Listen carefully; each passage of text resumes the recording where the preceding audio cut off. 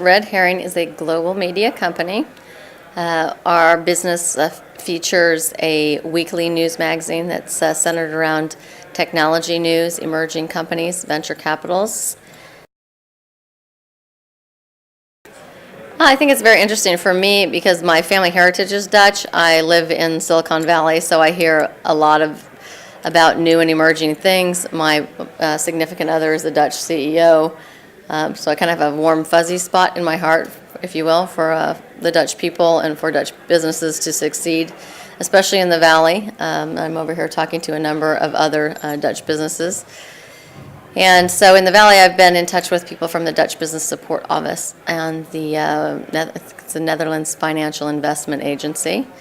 And they've reached out to me, and I've been able to connect people, or some of these businessmen, with agencies or with clients that they would not necessarily have access to if they did not know somebody else to make an introduction. So that's something that's important to me. I like to see the economy continually to grow on a global basis.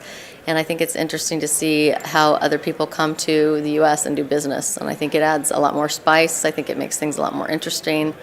It's not so vanilla. And I work with a number of other people in the Silicon Valley that are Indian, Pakistani, Chinese, many Shanghai startups. So it's interesting for me to see like the whole world and the full spectrum.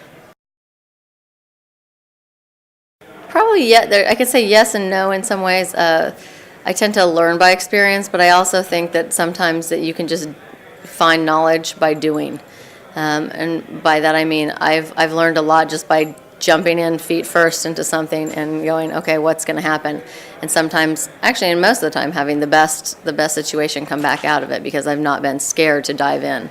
And I think a lot of times people don't know how to approach. From some of the things that I've heard here and what they want to do and what the outcome is, I think it's important to know what the outcome is, but not to be afraid to kind of dive in feet first and go, okay, I'm going to listen to all the different sides and see, maybe I don't think this makes sense to me per se, but it might make sense to another company that I know as well. And so for me, that's how I do business. I look at it from a standpoint of I meet a lot of different companies and a lot of different CEOs, and I hear a lot of great pitches and great ideas and think, well, this is a great idea, but if it doesn't impact me and there's nothing that I can physically do to move this forward, who do I know within my network that I can put this person to or introduce them to that can actually help propel them forward? Both companies, obviously that's the best situation. So apart from the networking, what makes you so successful? I think it's the relationships. I mean, it does come down to networking. It's the relationships. I remember things about people. I remember the people that have helped me along the way.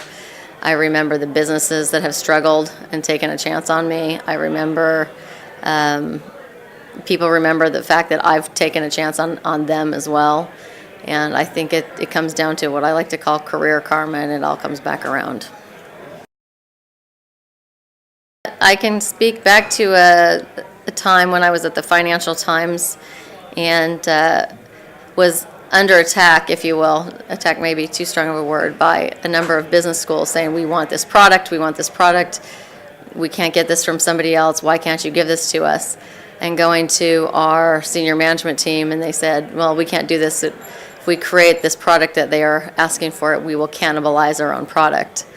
And I went out on a limb and said, well, if you don't create it, you're in risk of cannibalizing your own product anyway, because somebody else will do it. It's a matter of, if you build it, they will come, and if you don't build it, somebody else will build it and they will come.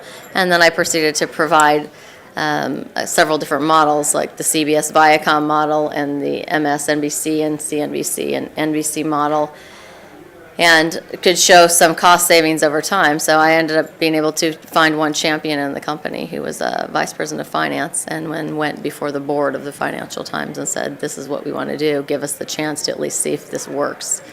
And it did, and they were very, very happy. So as a result of that, I got involved in being involved in strategizing for the entire company, where they selected people. There was 16 people under the age of 40 who were selected to determine what the fate of print media looked like over the next 10 actually 1, 3, 5, and 10 years, and to come back and give our pitches to the board. Whether or not they liked it was a whole nother story, but it's interesting to note that since that happened, which was about 4 years ago, a number of things have changed there, and I'm no longer with the company, but they've done some things and taken some risks and taken some strategies which have helped them grow as a company and that are setting them up for the long term.